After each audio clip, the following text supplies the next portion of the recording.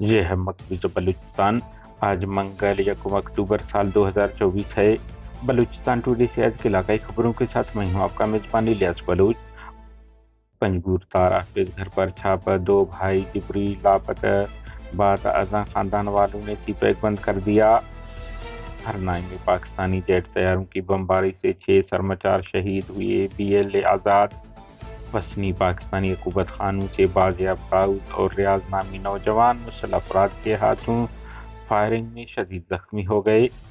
کوئٹہ سے پاکستانی فورسز ہاتھوں جبری لاپتہ احسان اللہ کے لیے آواز اٹھائیں، لواحقین کی اپیل۔ کیچ پاکستانی فورسز کے کیمپ پر مسلح افراد کا حملہ۔ خاران جبری گمشدگیوں کے خلاف احتجاج جاری، BYC نے منگل کے روز احتجاجی ریلی نکالنے کا اعلان کر دیا۔ بھوانی کے مقام پر مسلح گروہ کا گاؤں پر دھاوا، فائرنگ سے 2 افراد زخمی۔ بعد ازاں علاقہ مکینوں نے مرکزی شاہراہ کراچی جانے والی بند کر دی۔ بعد ازاں دوسرے فریق نے بھی شاہراہ کو بلاک کر دیا۔ کوئٹہ میں آغا خالد شاہ کے ساتھ فائرنگ میں زخمی ہونے والا شخص بھی چل بسا۔ خضدار کلات گوادر نصیر آباد میں 3 خواتین سمیت 5 افراد قتل۔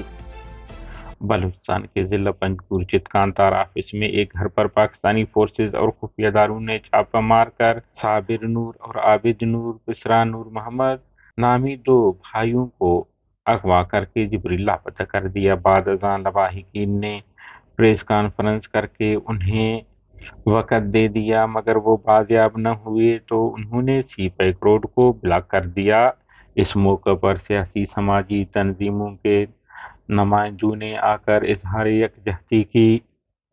ہرنائی بلوچ لبریشن آرمی کے ترجمان آزاد بلوچ نے جاری بیان میں کہا ہے کہ 12 ستمبر 2024 کی رات 4 بجے ہرنائی کے علاقہ علی خان تل کے مقام پر پاکستانی فضائیہ کے ڈرون نے BLA کے سرمچاروں پر متعدد وزنی اور مہلک بم گرائے۔ بمباری کے نتیجے میں 6 سرمچار شہید ہوئے، جنہیں تنظیم خراج عقیدت پیش کرتی ہے۔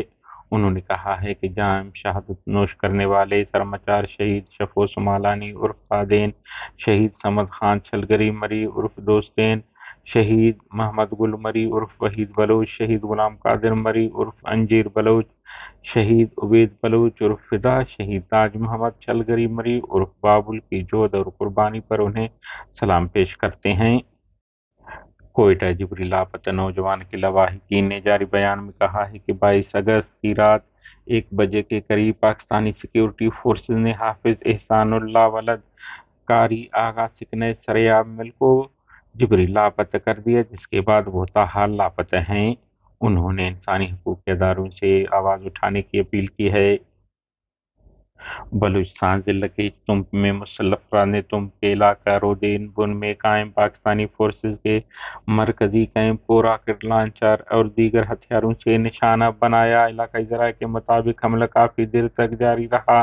حملے کے وقت شدید فائرنگ اور دھماکوں کی آوازیں سنی گئیں۔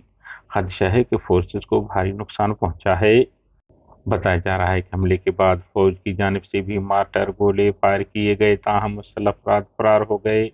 خاران جنگل کے لیڈر رحمت اللہ سے گزشتہ ہفتہ کاؤنٹر ٹیررزم ڈپارٹمنٹ CTD کے ہاتھوں لاپتہ امین اللہ، ارشاد احمد اور داؤد بلوچ کی عدم بازیابی خلاف لواحقین اور بلوچ یکجہتی کمیٹی BYC کا Kharan red zone missing person چوک پر احتجاجی دھرنے کا سلسلہ چوتھے روز بھی جاری رہا۔